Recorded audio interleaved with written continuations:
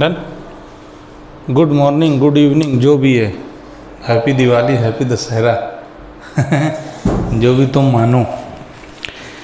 तो हम बैंक पढ़ चुके थे बिजनेस सर्विसेज में, अब हमको क्या पढ़ना है? इंश्योरेंस। चैप्टर कौन सा है? 4, और नाम क्या है? Business services. ठीक है, इसमें हम जो भी था उसमें से हम बैंक तक कंप्लीट कर चुके थे। आज हमको जो पढ़ना है वो हमारा टॉपिक नया स्टार्ट हो रहा है हैशटैग के साथ, इंश्योरेंस। ठीक है, so let's start with insurance. Insurance क्या है? तो इंश्योरेंस दो पार्टियों के बीच में कॉन्ट्रैक्ट है जो क्या करता है? इंडेमनिटी या गारंटी। इंश्योरेंस क्या है? कॉन्ट्रैक्ट ऑफ इंडेमनिटी है। इंडेमनिटी, कॉन्ट्रैक्ट ऑफ इंडेमनिटी क्या होता है? इसका मतलब ये होता है कि promise to save from losses. क्या मतलब है इंडेमनिटी का? वादा किया है कि यदि नुकसान हुआ तो उसकी भरपाई करेंगे, है ना। अभी यदि आपने लॉसेस को कम कर दिया, लॉसेस से बचा लिया, मतलब आपने रिस्क को क्या कर दिया? कम कर दिया। इंडेमनिटी का क्या मतलब है ये समझो। कॉन्ट्रैक्ट ऑफ इंडेमनिटी मतलब promise to save from losses. यदि आपको इंडेमनिटी फाई का मतलब होता है कि यदि आपको फ्यूचर में कोई नुकसान होगा तो उसकी भरपाई हम कर देंगे, ये होता है इंडेमनिटी का मतलब। ठीक है, अब जब आपने लॉसेस को रिड्यूस कर दिया, इसका मतलब क्या है कि आपने एक तरह से, दूसरे शब्दों में कहा जाए तो रिस्क क्या कर दी? रिड्यूस कर दी। बराबर। तो रिस्क रिड्यूस क्यों हुई? क्योंकि आपने लॉसेस को कम कर दिया। यानी कि इंश्योरेंस दो पार्टियों के बीच में कॉन्ट्रैक्ट है। इंश्योरेंस क्या है? दो पार्टियों के बीच में क्या है? कॉन्ट्रैक्ट है। कॉन्ट्रैक्ट बिटवीन,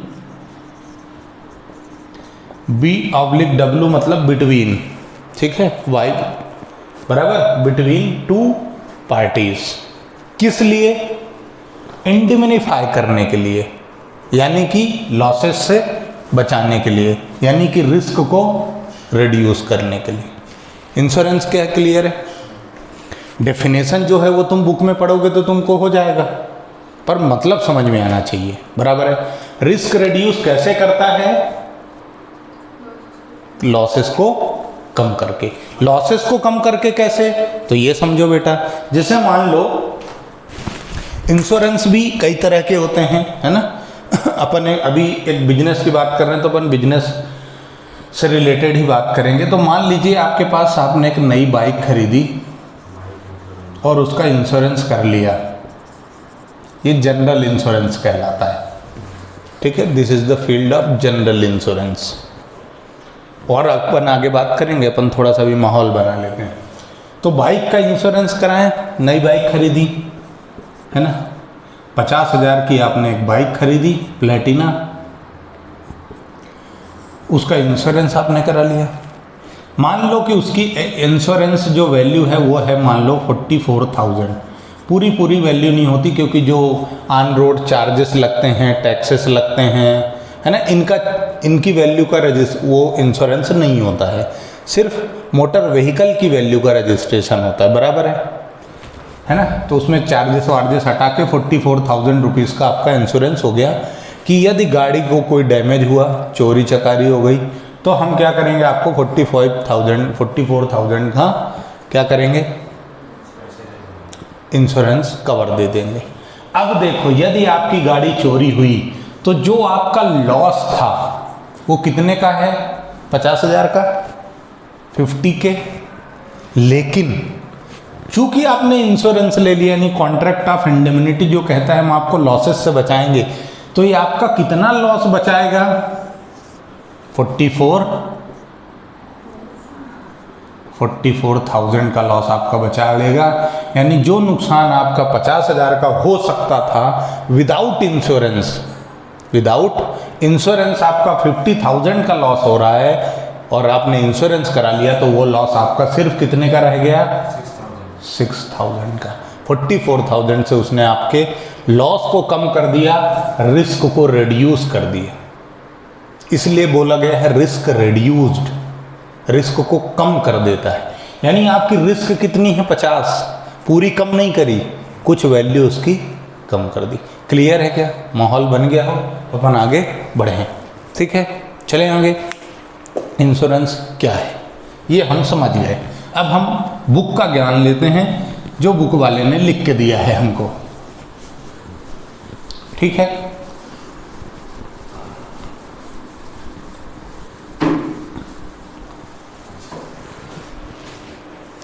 तो इंश्योरेंस क्या है बेटा?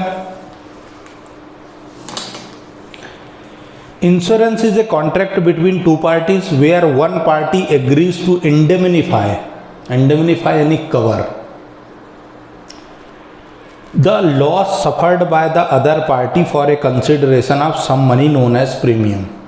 यानी कि दो पार्टियों के बीच में कम क्या है? कॉन्ट्रैक्ट है। एक पार्टी दूसरी पार्टी को ये वादा करती है कि हम आपको लॉसेस से कवर देंगे, आपकी रिस्क को रिड्यूस कर देंगे, इसके बदले आपको थोड़ा बहुत हमको क्या देना पड़ेगा? पैसा देना पड़ेगा, कंसिडरेशन, जिसको हम क्या बोलेंगे? प्रीमियम। इंश्योरेंस प्रीमियम, बराबर? ठीक है क्या? अब इसमें क्या है कि कुछ चीज़ें होती हैं, जैसे बेसिक टर्मिनोलॉजी है इंश्योरर, कुछ टर्म्स हैं। क्या टर्म्स हैं? इंश्योरर का मतलब वो पर्सन जो इंडेमनिफाई करता है,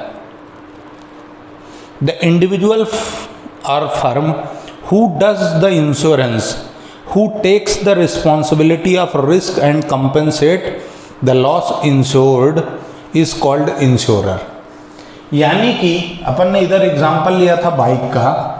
अब जिस बंदे ने इंश्योरेंस किया है, जिस कंपनी ने, मान लो जैसे बहुत सारी कंपनी है, टाटा AIG,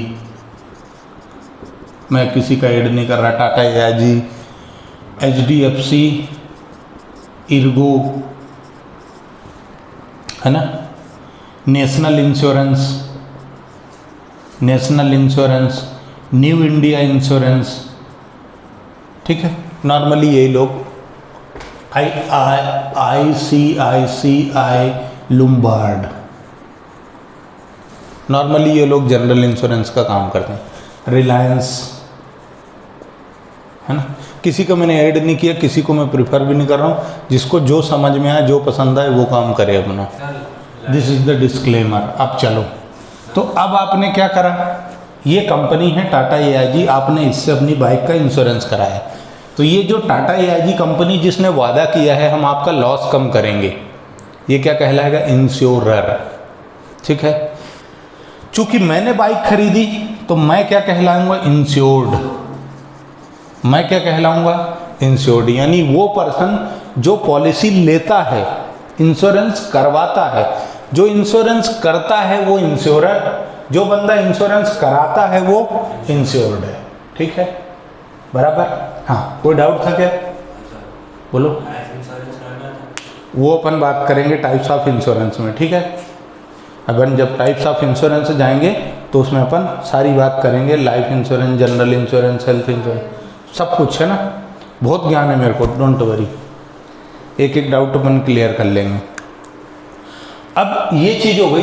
अब तीसरी चीज़ जो होती है वो होती है प्रीमियम। प्रीमियम का मतलब क्या है? कि जो अमाउंट इंश्योरर को देगा,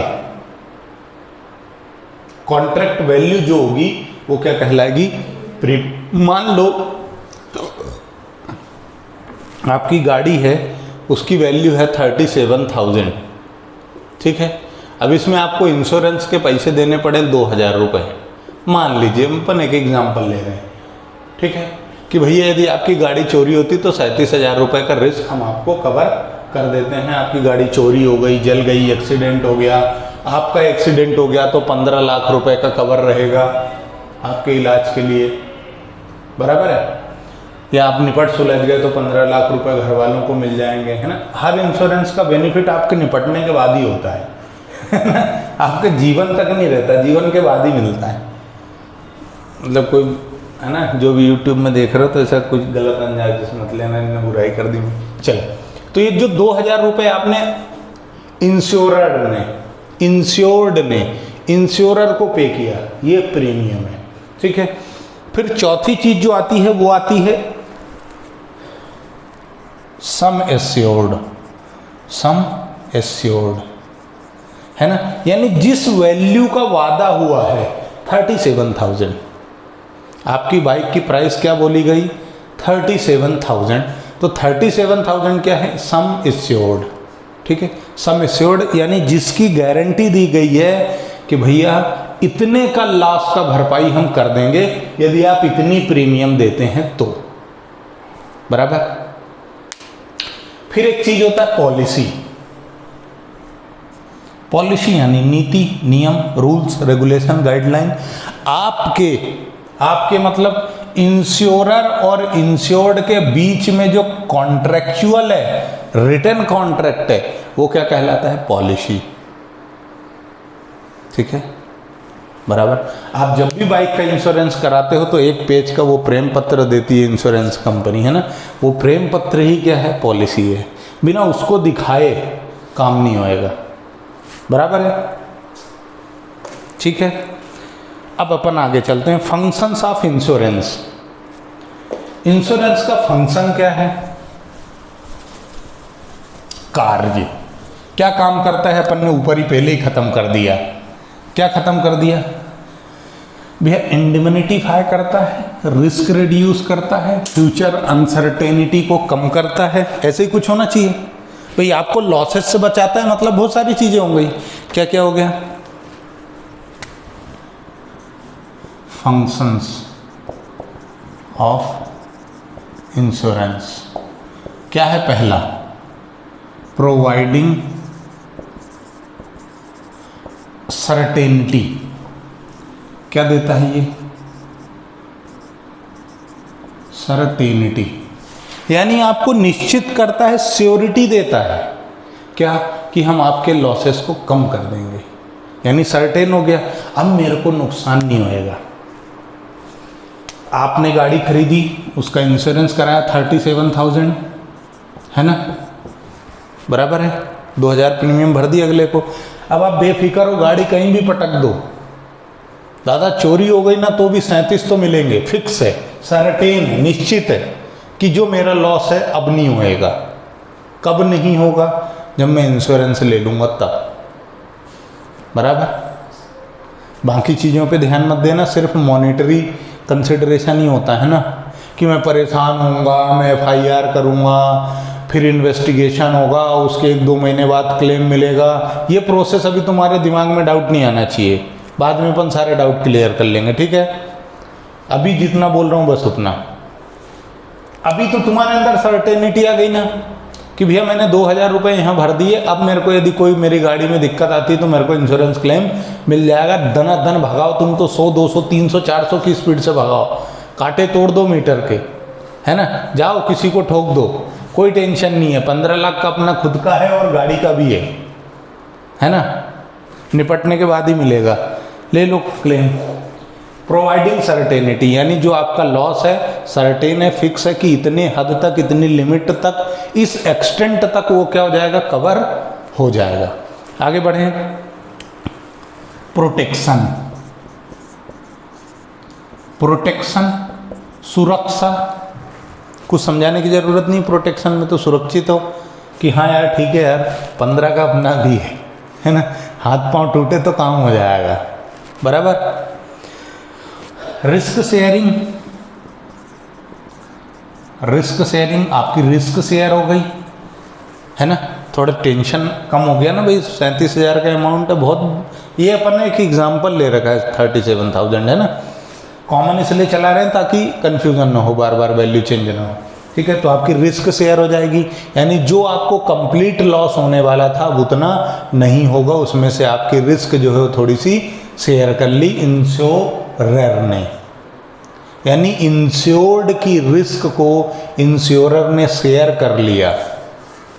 ठीक है, उसके बाद फोर्थ है असेसिंग इन कैपिटल फॉर्मेशन, पूंजी बनाने में मदद करता है ना। यदि आपने इंश्योरेंस नहीं लिया होता, गाड़ी गई, 37,000 डूब गए, है ना, यूँ समझो बाढ़ आई, मकान ढह गया, कुछ नहीं मिलना, हाथ में कुछ नहीं है बराबर, कुछ भी नहीं है। अभी क्या, अभी तो स्थिति बिल्कुल कटोरे वाली हो गई ना। लेकिन यदि आपने इंश्योरेंस ले लिया तो ये तो श्योर है ना कि बाबा इतनी पूंजी तो मेरी जमा है, इतनी पूंजी तो मेरी जमा है, मेरे पास इतना कैपिटल है। यानी ये क्या करता है, एसेसिंग, यानी हेल्प करता है आपकी पूंजी बनाने में, है ना। आप जितने इंश्योरेंस लेके रखोगे उतना ज़्यादा आप श्योर हो, उतनी ज़्यादा आपकी रिस्क शेयर है, उतना ज़्यादा आप प्रोटेक्टेड हो यानी सुरक्षित हो, और उतना ज़्यादा आप सर्टेन हो कि मेरे को यदि मैं निपट सुलझ भी गया तो भी घर वालों को कुछ ना कुछ तो मिलेगा। भाई कमा किस ले रहे हो, हैं, बच्चों को पढ़ाना है, इलाज कराना है, इसके लिए पैसा होना चाहिए। यदि आपने इंश्योरेंस ले रखा है तो इंश्योरेंस वाले वादा करते हैं कि ज़िंदगी के साथ भी और ज़िंदगी के बाद भी, है ना। ये LIC का अपना टैगलाइन है, बाद में ही काम आता है, पहले तो भगवान जाने। ठीक है, यानी समझ गए कैपिटल फॉर्मेशन। यदि आप रहो या ना रहो, LIC तो है, इंश्योरेंस तो आपका है ना, वो आपकी पूंजी ख़त्म नहीं होने देगा, बनाए रखेगा। बराबर है, आगे चलें। द मोस्ट इम्पोर्टेंट आइटम आया है प्रिंसिपल ऑफ इंश्योरेंस। यहाँ से केस लॉ बनते हैं, यानी आपके एग्ज़ाम में जो केस स्टडी आती है वो यहीं से आती है। किससे, प्रिंसिपल ऑफ इंश्योरेंस से। Very important guys, must be do उंगली। प्रिंसिपल ऑफ, अब ये स्पेलिंग का थोड़ा सा लोचा रहता है ना, प्रिंसिपल्स ऑफ इंश्योरेंस। दो तरह के प्रिंसिपल होते हैं, एक स्कूल वाला और एक सिद्धांत वाला, है ना। L से पहले A आ जावे तो स्कूल है, और L के बाद E आ जाए तो नॉर्मल रूटीन का लाइफ का है ना। तो प्रिंसिपल, पहला प्रिंसिपल है principle of indemnity.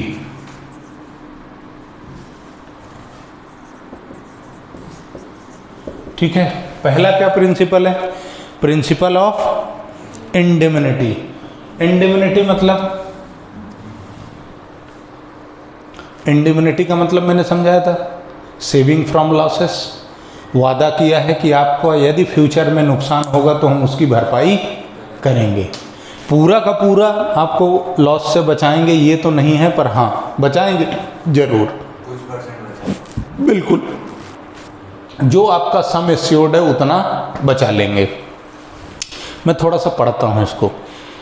Indemnity means to make good the losses to the extent of actual loss caused to the insured. क्या मतलब है इसका? इंडेमनिटी मतलब हम आपके लॉसेस को अच्छे में बदल देंगे, यानी जो आपका नुकसान हुआ है भरपाई उसकी हम कर देंगे। आपके नुकसान को हम नुकसान ना रहने देंगे बल्कि अच्छा कर देंगे, गुड में बदल देंगे। बराबर है।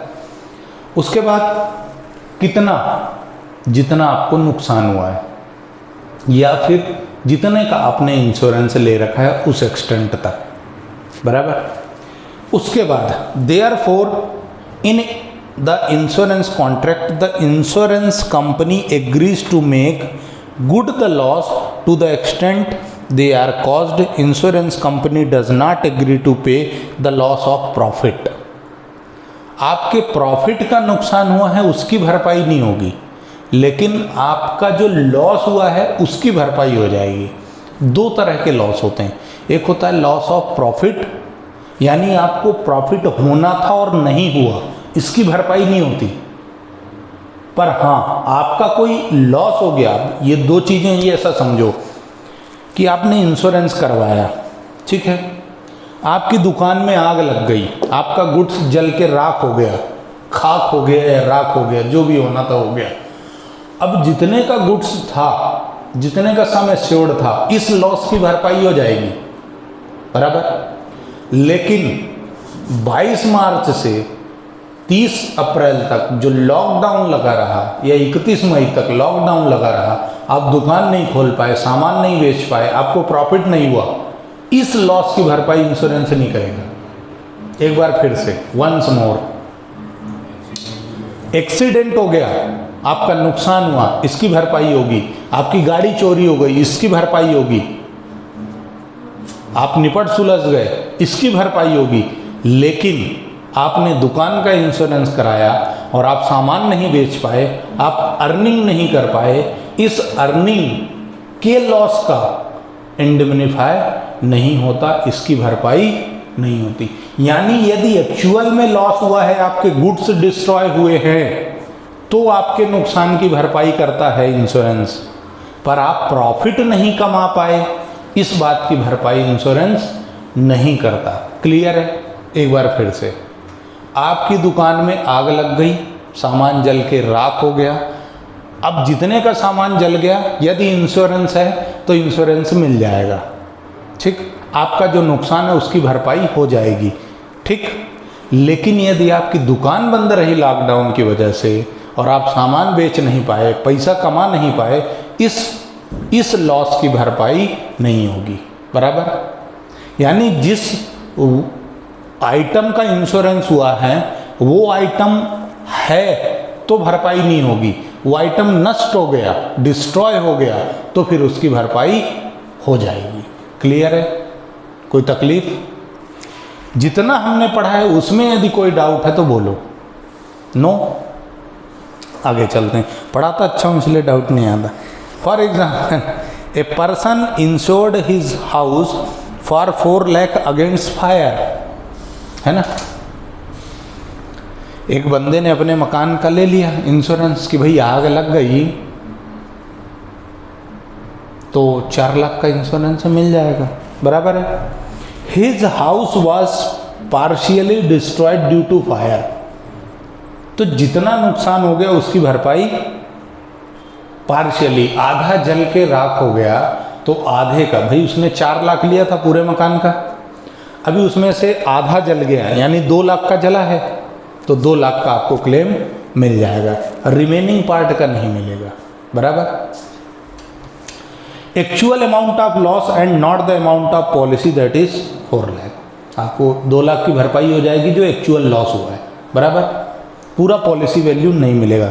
This is because the purpose of insurance is to compensate for loss, not for earning. Insurance आपको पैसे कमा के नहीं देता, बल्कि क्या वादा करता है कि आपके नुकसान की भरपाई करेंगे, आपके लॉसेस से बचाएंगे हम आपको, बराबर। तो प्रिंसिपल ऑफ, याद रखना, वेरी इंपॉर्टेंट पॉइंट्स चल रहे हैं, केस स्टडी बनेगी, क्वेश्चन आएगा ही आएगा, आपको आइडेंटिफाई करना पड़ेगा। ऐसे ही केस आएगा कि एक आदमी ने दुकान का फायर इंश्योरेंस किया, गुड्स का स्टॉक इंश्योरेंस किया, ठीक, दुकान में आग नहीं लगी, सब कुछ बराबर था, लॉकडाउन लग गया, वो सामान बेच नहीं पाया। अब बताओ कौन सा प्रिंसिपल लग रहा है? तो प्रिंसिपल ऑफ इंडेमनिटी लगेगा, उसको क्लेम नहीं मिलेगा, नहीं मिलेगा, है ना, क्योंकि आपकी अर्निंग का भरपाई नहीं होता, किसका? माल निपट गया तो होएगा। सर ऐसा पूछ सकते हैं कि इसमें क्लेम मिलेगा कि नहीं मिलेगा, और अगर नहीं मिलेगा तो क्यों नहीं मिलेगा? हाँ, बिल्कुल पूछा जा सकता है, किस प्रिंसिपल की वजह से क्लेम नहीं मिलेगा या किस प्रिंसिपल की वजह से क्लेम मिलेगा, ठीक है। इस तरह की केस स्टडी क्वेश्चन में एग्जाम में आती है और आती ही है। कितने नंबर में आती है? 4 से 5 नंबर, 6 नंबर, टीचर का माइंड सेट है, जिसमें दे दे वो, है ना। हमारे जैसा नालायक आदमी हो तो निपटा भी सकता है, 6 नंबर में दे दे, अच्छा लंबा चौड़ा लिख के। केस स्टडी ही देते हैं। बिजनेस स्टडीज़ मतलब केस स्टडीज़, है ना। और जितना स्ट्रॉन्ग तुम 11th का BST रखोगे उतना तुमको मज़ा आएगा 12th क्लास में। जितना तुम 11th क्लास के सब्जेक्ट को स्ट्रॉन्ग रखोगे, अकाउंट, इको, BS, ECP या फिर जो भी फिजिकल एजुकेशन यदि तुमने ले रखा है तो वो पूरा अच्छे से पढ़ के रखो, एज इट इज़ 12th में रिपीट होता है। तुमने यदि फिजिकल एजुकेशन सब्जेक्ट को 11th क्लास में बेहतरीन कर लिया तो 70 to 80% सिलेबस तुम्हारा एज इट इज़ रिपीट होता है 12th में, विदाउट एनी चेंज। ये ध्यान रखना, यदि ले रखा है तो बता रहा हूँ, है ना, यदि किसी ने ले रखा है तो, अदरवाइज कोई दिक्कत ही नहीं है। फिर आया प्रिंसिपल ऑफ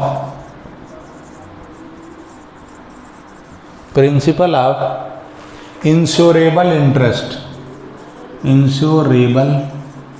इंटरेस्ट। इसका क्या है तो समझते हैं।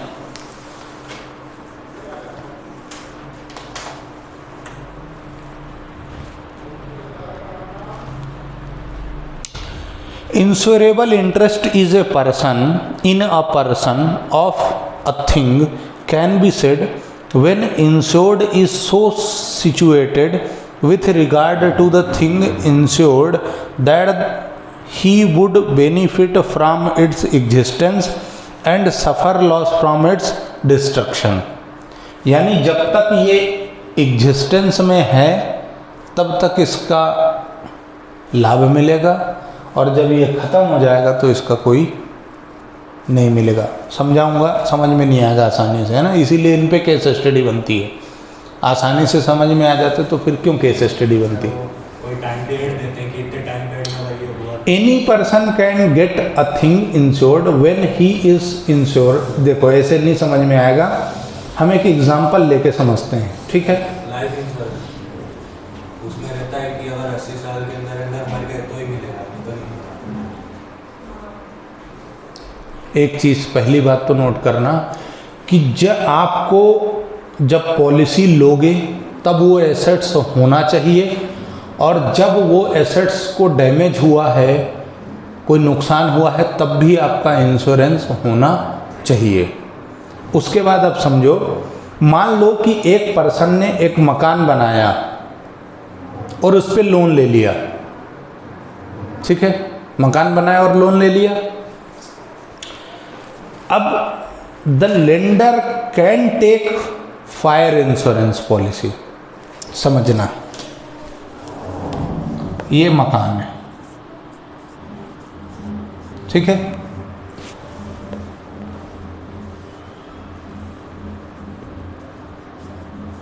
ये बैंक है, ये हाउस है, ठीक है, और ये अपना आदमी है। तेरे नाम, ठीक है। ये भाई ने क्या करा, लोन लिया और मकान बना दिया, ठीक। अब मेरे को ये बताओ कि यदि ये मकान जल के खाक हो गया तो जिम्मेदारी किसकी है? पैसे किसके डूबेंगे? बैंक के। बैंक के पैसे डूबेंगे ना। ये तो हाथ खड़ा कर देगा ना कि मैं तो भिखारी हो गया, मेरे पास तो कुछ है ही नहीं, मैंने लोन लिया था, जितने दिन तक मैंने लोन नहीं चुकाया उतने दिन तक मालिकाना है किसका? बैंक का। इसकी रजिस्ट्री किसके पास? बैंक के पास। मैं तो सिर्फ रह रहा था, किराएदार था मैं तो, बराबर। अब यदि बैंक ये मकान जल सुपुर्दे खाक हो गया, जल के राख हो गया, तो नुकसान किसका? बैंक का। तो बैंक क्या करेगा? फायर इंश्योरेंस लेगा। मतलब एक एग्जांपल दे रहा हूं, लेंडर लोन देने वाला क्या लेगा? और क्या करे? कब तक के लिए? जब तक लोन है, जब तक किस्त पूरी नहीं हो जाती तभी तक। ये है इंश्योरेबल इंटरेस्ट, कि मेरा इंटरेस्ट है इसमें, इसलिए मैंने इंश्योरेंस लिया। भाई इसका इंटरेस्ट है क्या? नहीं, भाई इसको तो पैसे मिल गए, मकान बना लिए, काम खत्म। यदि मकान नहीं है तो बैंक जिम्मेदार। क्यों? क्योंकि जब लोन दिया तो कंडीशन क्या है, यदि तुम लोन नहीं चुकाओगे तो ये घर मेरा। बैंक ने क्या बोला कि भाई ये ले पैसे, अब यदि तू इसको नहीं चुकाएगा ना तो इस मकान को बेच के मैं वसूल लूंगा। यानी मकान पर मालिकाना हक एक तरह से देखा जाए तो किसका है? बैंक का। यानी बैंक को इंटरेस्ट है इस मकान में या इसको, भाई को? बैंक को इंटरेस्ट है ना। तो जब इंटरेस्ट हो ना तो पॉलिसी लेने का, और जब नुकसान है ना तब भी इंटरेस्ट होना चाहिए इस पर। यानी इस पर बैंक ने जो इंश्योरेंस लिया है, जब इंटरेस्ट है, जब पॉलिसी ली तब भी इंटरेस्ट है, और जब नुकसान हुआ तब भी इंटरेस्ट होना चाहिए। यानी लोन रीपेमेंट पीरियड तक इंटरेस्ट बना है बैंक का। लोन रीपेमेंट पीरियड तक बैंक का इंटरेस्ट है। लोन रिपे हो गया, कंप्लीट, लोन खत्म, लोन की भरपाई हो गई। अब मेरे को बताओ बैंक इंश्योरेंस लेगा क्या? नहीं। क्यों? क्योंकि बैंक का इंटरेस्ट नहीं है, बैंक का इंटरेस्ट नहीं है। अब इंटरेस्ट किसका है? भाई का। अब किसको लेना चाहिए पॉलिसी? इसको। अब यदि लोन खत्म होने के बाद बैंक ने इसमें पॉलिसी ले ली तो ये इंश्योरेबल इंटरेस्ट नहीं माना जाएगा और क्लेम नहीं मिलेगा। क्लेम कब मिलेगा? जब इनका इंश्योरेबल इंटरेस्ट होए तब। एक बार फिर से, बराबर। चल दूसरा एग्जांपल बदल देते हैं।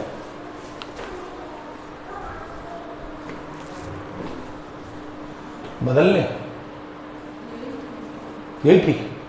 तो फिर से समझो, ये भिखारी दास है ना, करोड़ी में, अरे हालत देखो ना, करोड़ी में से, ठीक है, करोड़ी में ले। इनको मकान बनाना था, पैसे नहीं थे, हालत भिखारियों वाली थी, है ना। इन्होंने क्या करा? बैंक से लोन ले लिया। बैंक कब तक मालिकाना है? रजिस्ट्री किसके पास रहेगी? बैंक के पास। कब तक? जब तक लोन रिपे नहीं होता। यानी यदि मान लो कि ये लोन रिपेमेंट है 10 ईयर्स में, तो इस मकान के इंश्योरेबल इंटरेस्ट, इस मकान पर इंटरेस्ट किसका है? बैंक का, क्योंकि अभी वसूली नहीं हुई है। जब तक वसूली नहीं हो जाती लोन की तब तक इसकी जिम्मेदारी किसकी? बैंक की। यानी इस पे इंश्योरेबल इंटरेस्ट किसका? बैंक का। इसके लिए पॉलिसी कौन कराएगा? बैंक। और जैसे ही लोन रिपे हुआ, 10 साल खत्म हुए, इसके बाद अब बैंक कराएगा क्या? बैंक करा भी ले तो भी इंश्योरेबल इंटरेस्ट नहीं होगा। यदि लोन खत्म होने के बाद बैंक ने इसमें इंश्योरेंस ले लिया तो उसके नुकसान की भरपाई नहीं होगी, बराबर, ठीक है। आगे बढ़ें। दो प्रिंसिपल कंप्लीट हो गए। कोई डाउट? पूछते रहना बेटा, घबराने का नहीं है ना। अपन ने उंगली करी है, मतलब बहुत इंपॉर्टेंट है ये।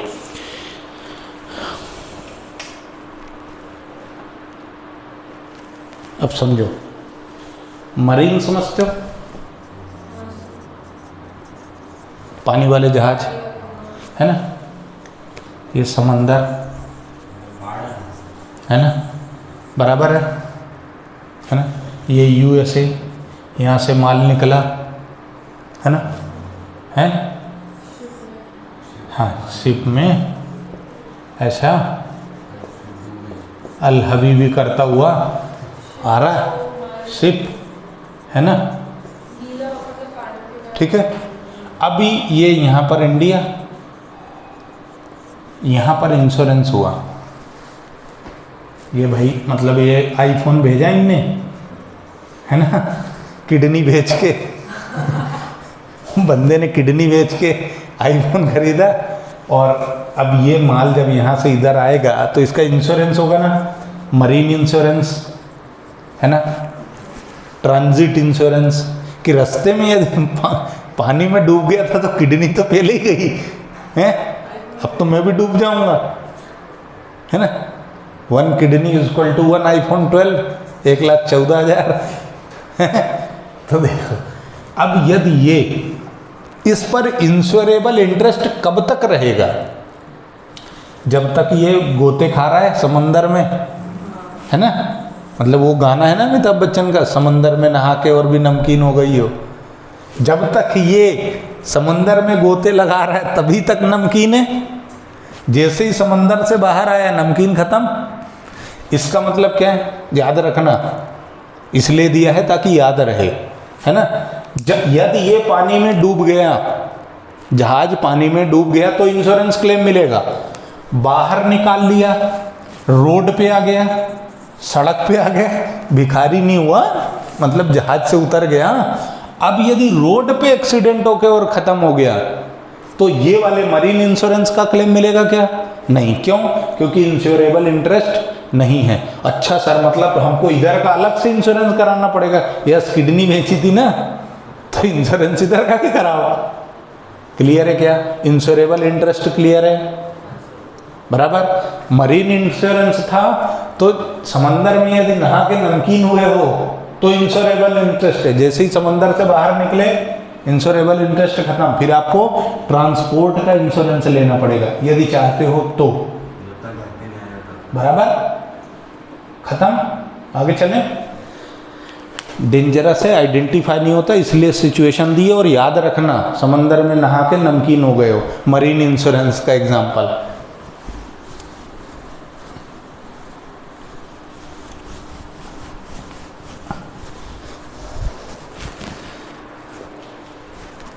दो हो गए है ना, 5 है शायद। तीसरा है principle of utmost, principle of utmost good faith, good faith. और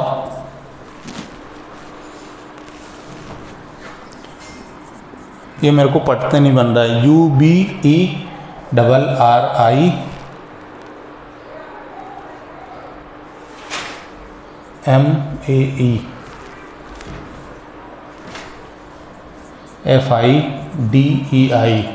मेरे को फिडाई जो भी है, मेरे को पढ़ते नहीं बन रहा है ना। मैं अंग्रेजी नहीं आती यार अपने को।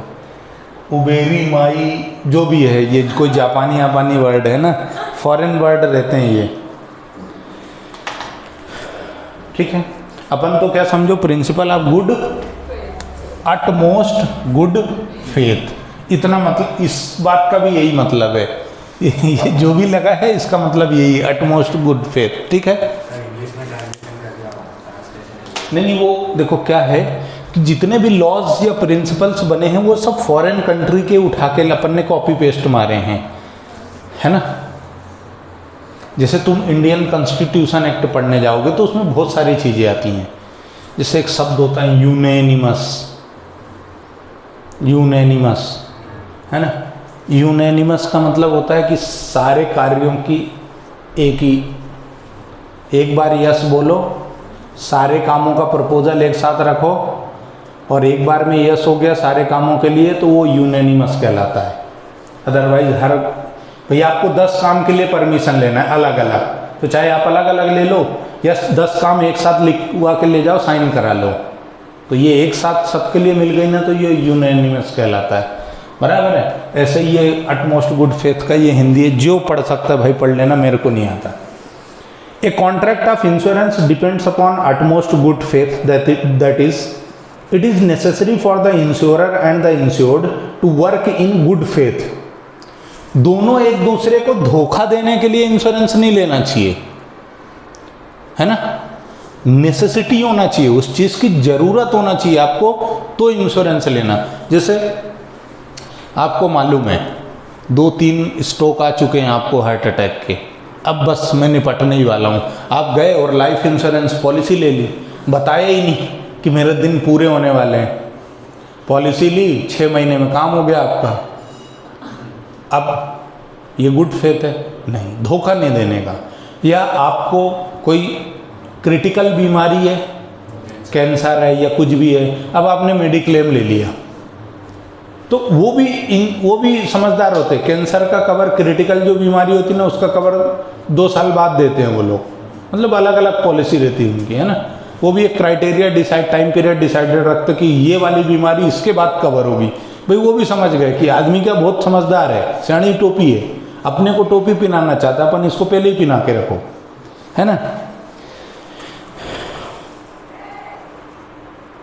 ठीक, the insured must disclose all the material points which affect the contract. Insured और इंश्योरर दोनों को जितने भी मटेरियल फैक्ट है वो डिस्क्लोज करना चाहिए।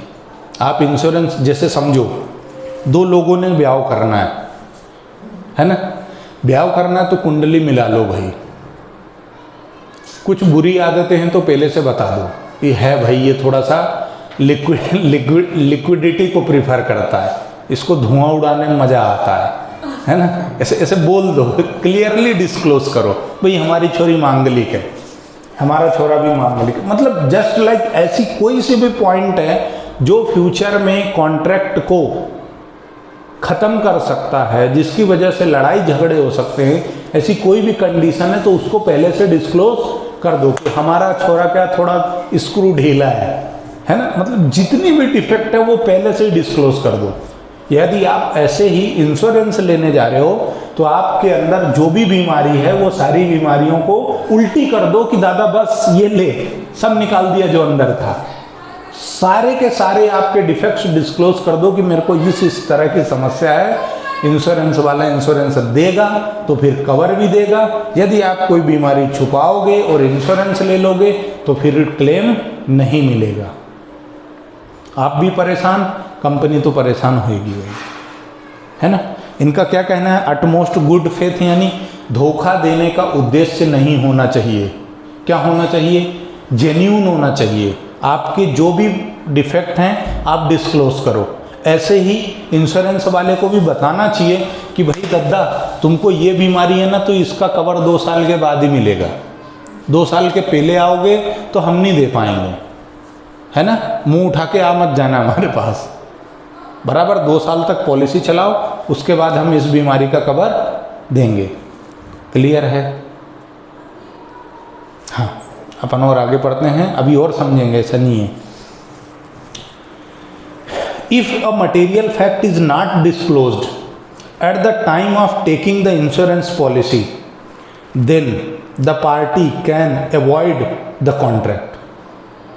यदि आप कॉन्ट्रैक्ट के टाइम पे सारी चीज़ें नहीं बताओगे, कोई छुपा लोगे, तो हो सकता है आपको इंश्योरेंस क्लेम ना मिले और आपका कॉन्ट्रैक्ट जो है वो ख़त्म हो जाए। लेकिन इंश्योरेंस देने से पहले भी आते चेकअप करने के लिए। हाँ, if for example if a person does not disclose in life insurance that, बताया ना मैंने अभी, if a person does not disclose in life insurance that there is some disease infectious to the members of the family, under the circumstances the insurance company has a right to avoid the contract when these factors are brought into notice। आप 2 लोगों का health insurance ले रहे हो, mediclaim कराने गए, आप पहले से ही किडनी बेच के आईफोन लिया था, किडनी नहीं है तो बताओ मेंशन करो कि दादा आईफोन, दो नहीं है, एक ही बची है, एक का आईफोन है, बराबर है ना। मतलब जस्ट जो कोई अदरवाइज नहीं लेना कि मेरे ऊपर क्लेम ही कर दो है, भले एक किडनी और आईफोन का कंपैरिजन है ना, सिर्फ एग्जांपल है ताकि आपको याद रह जाए, बराबर है। अटमोस्ट गुड फेथ यानी सच्चे मन से, दिल से, दोनों कंपनियों में मोहब्बत होएगा तो ही रिश्ता होएगा, नहीं तो नहीं। धोखाधड़ी का सोच रहे हो तो ऐसा नहीं होना। आप में जो डिफेक्ट हैं वो आप बता दो, कंपनी की जो पॉलिसी है, जो भी टर्म्स एंड कंडीशंस है वो बता दे कि भाई हमारी टर्म्स एंड कंडीशंस ये है, और इंश्योर्ड ये बता दे कि भाई हमारे अंदर ये डिफेक्ट है, हम 2 किडनी वाले हैं कि एक आईफोन है हमारे पास, बराबर है ना। ठीक, डिस्क्लोजर देने का है, खुल के बोलने का। फोर्थ प्रिंसिपल, रिकॉर्डिंग तो चल रही ना, ठीक है। कितने मिनट में? 44। चलो इसके बाद अपन वो कर लेंगे, बंद कर लेंगे उसको, फिर अगले पे जाएंगे। Principle of subrogation. Principle of subrogation. Spelling देख लो यार, है ना, नहीं तो दिक्कत होता है। सब्रोगेशन इसका मतलब क्या है? When any insurance company compensates the insured for loss of any of his property, then all the rights related to that property automatically get transferred to the insured company. This is a corollary to the principle of indemnity. Once the compensation is given and the later on, if the insured sell the damaged property and realize some money, that will be a profit for the insurance company, not for the person. नहीं आया समझ में? ऐसे समझाता हूँ मैं। Subrogation ये कहता है कि आपने इंश्योरेंस करा लिया, आपको इंश्योरेंस क्लेम मिल गया। अब उस प्रॉपर्टी पर यदि डैमेज्ड आइटम बेचा गया, उससे जो रिकवरी हो गई है उस पर हक आपका नहीं है, क्योंकि आपको क्लेम मिल चुका है। दोनों हाथ में घी नहीं लेने का, है ना? नहीं आया समझ में? ये बाइक है, इसका इंश्योरेंस कराया आपने, ठीक है, 50,000 का इंश्योरेंस वैल्यू है। चोरी हो गई, चोरी की, अरे, है ना, है ना? अब आपने FIR किया, 1 महीने के अंदर रिपोर्ट आई कि आपकी बाइक नहीं मिल रही है। आपको कंपनी ने 50,000 रुपये दे दिया, आपने नई बाइक ले ली। जैसे ही नई बाइक ली, दूसरी बाइक प्रकट हो गई, भगवान थी वो, आपने छुपा रखी थी, कल घर में निकाल के लिया, उसके भी मजे लेने लग गए। अब यदि आप पकड़े जाते हो, यानी कि ये जो पुरानी बाइक थी, ये बाइक अब यदि पुलिस ढूंढ लेती है तो इस पर मालिकाना हक आपका नहीं होगा, इंश्योरेंस कंपनी का होगा। आपने मान लो मकान के लिए आपकी दुकान है, सोप, साबुन वाला नहीं, दुकान वाला, शॉप, जो भी बोलते हो जाएगा आप लोग, है ना, शॉप, सोप, जो भी बोलना है आपको। ये दुकान है, इंश्योरेंस ले लिया इसका, फायर, आग लगा दे, फायर जो भी है ना, फायर हो गया, आपकी दुकान जल गई, है ना, बराबर है।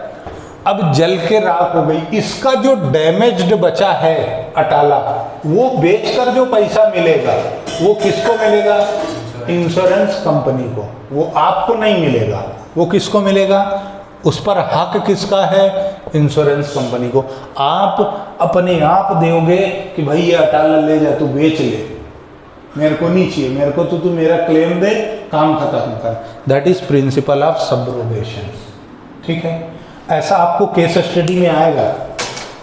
एक भाई ने शॉप का इंश्योरेंस कराया, दुकान जल गई, उसमें से 15,000 का माल बचा था, वो कंपनी ने बेच दिया।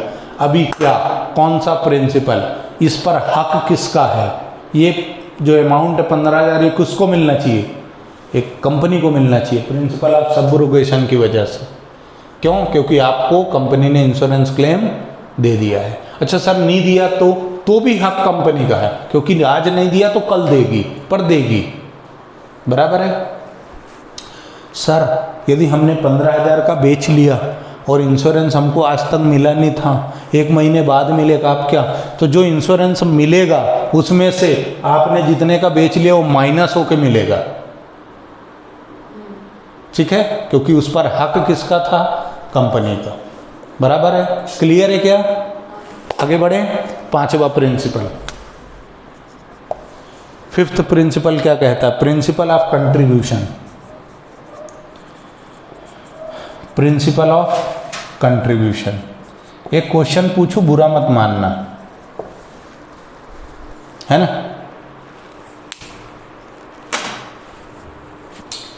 प्रिंसिपल ऑफ कंट्रीब्यूशन, सहयोग। आपने 2 ब्याह किए तो 2 घर चलाओगे कि 1?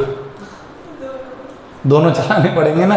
कंट्रीब्यूशन आपको दोनों तरफ देना पड़ेगा ना, 2 ही पार्टियां संभालनी पड़ेंगी ना। बस इसमें भी यही है, आपने एक ही चीज के लिए 2 कंपनी से इंश्योरेंस ले लिया। ये आपकी दुकान थी, इसमें 2 कंपनियों से आपने इंश्योरेंस ले रखा था।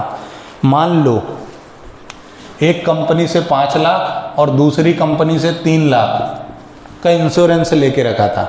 अब जब आपको क्लेम की बारी आएगी ना तो प्रोपोर्शनेट मिलेगा। मान लो कि आपका 80,000 का लॉस हो गया, ठीक है, तो इस लॉस को 5 और 3 के रेशो में बांट दिया जाएगा।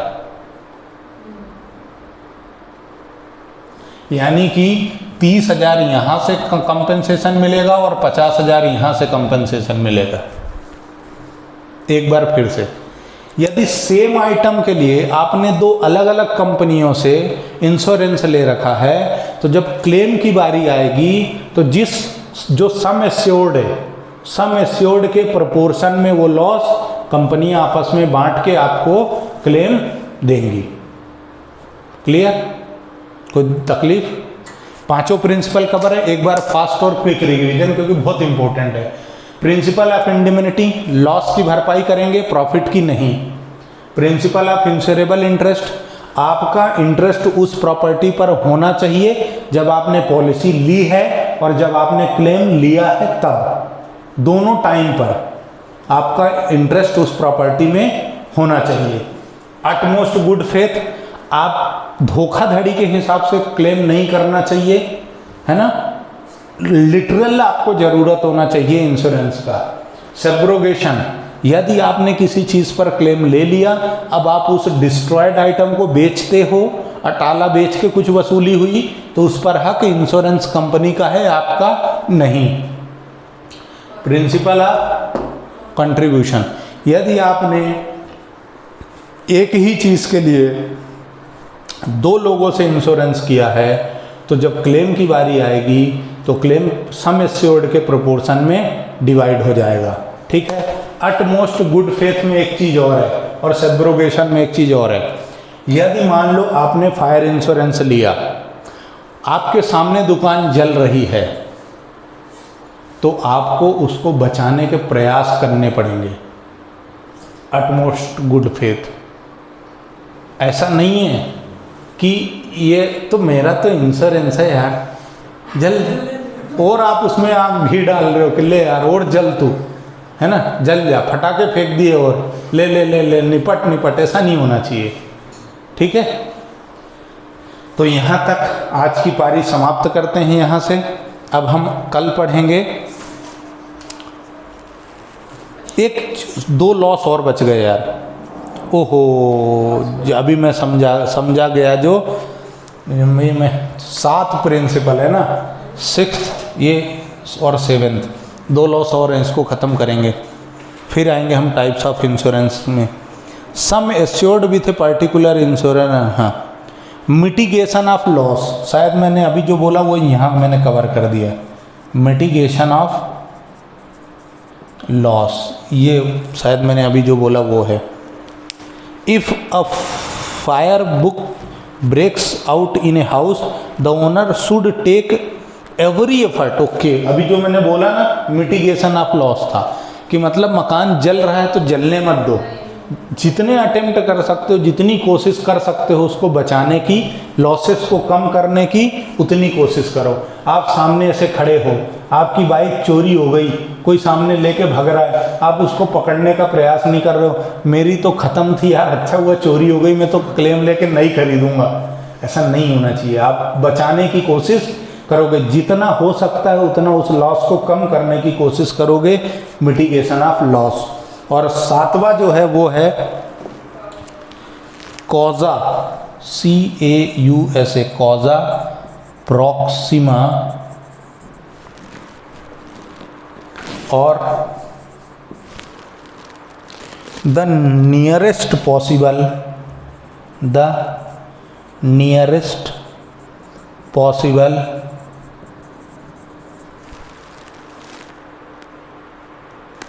Cause of loss. पूरा दिख रहा है क्या? दिख रहा है? कॉज ऑफ प्रॉक्सिमा का मतलब ये है कि जिस रीजन के लिए आपने इंश्योरेंस लिया है, लॉस उसी रीजन से होना चाहिए।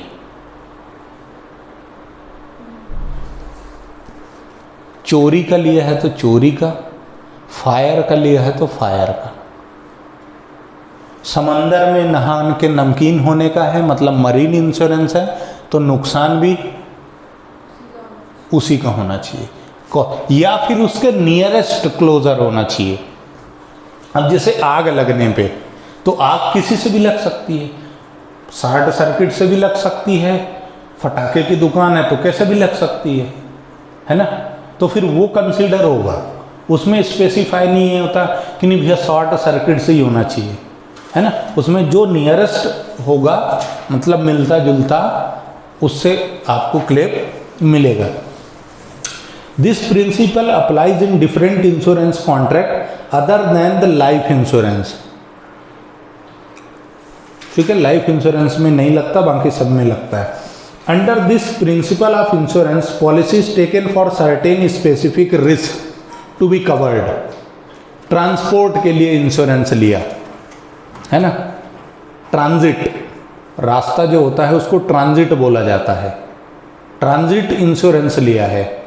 अब आपका ट्रक पलटी मार गया, समंदर में गोते खाने लग गया कि नहीं बाबा मैं तो नहा के ही जाऊँगा आज, बिना नहाए जाऊँगा ही नहीं, नमकीन होना है मेरे को तो आज। अब इसका लॉस की भरपाई होगी, लेकिन आपने फायर इंश्योरेंस ले लिया और ट्रक समंदर में गोते लगाने लग गया, तो फिर उसका नहीं मिलेगा। सर अपन ने से ट्रक का इंश्योरेंस लिया, वो होता है ना, भले कुछ भी हो, फायर हो। हाँ, वो पूरा कंपोजिट एक ही है, कंपोजिशन बना के लिया तो कोई बात ही नहीं है। सारी बातें मतलब ये है कि जो पॉलिसी में टर्म्स एंड कंडीशंस होंगी, उन रीजंस की वजह से यदि आपको लॉस हुआ है तो आपको क्लेम मिलेगा, अदरवाइज नहीं मिलेगा। OMG इसी पर बेस्ड मूवी थी, ओ माय गॉड जो थी OMG, वो इसी पर बेस्ड मूवी थी। ठीक है, कि भैया एक्ट ऑफ गॉड का क्लेम हम नहीं देंगे, लाइक दैट। क्लियर है। आपने फायर इंश्योरेंस लिया, एक्सीडेंट हो गया, अभी क्लेम नहीं मिलेगा। एक्सीडेंटल इंश्योरेंस होता तो मिलता। एक्सीडेंट में फायर कवर हो सकता है, पर फायर में एक्सीडेंट कवर नहीं होगा, ये भी ध्यान रखना भाई। एक्सीडेंट यानी दुर्घटना, वो दुर्घटना कैसे भी हो सकती है ना, बराबर है। आगे बढ़े तो यहाँ से प्रिंसिपल ऑफ इंश्योरेंस कंप्लीट होते हैं। अब हमको जो पढ़ना है वो पढ़ना है टाइप्स ऑफ इंश्योरेंस, और वो हम पढ़ेंगे नेक्स्ट पार्ट में। Thank you very much. तब तक आप इसको बार बार रिपीट करके देखो, मैंने कोशिश अच्छी की है। कोई आपके सुझाव हैं तो ज़रूर दो।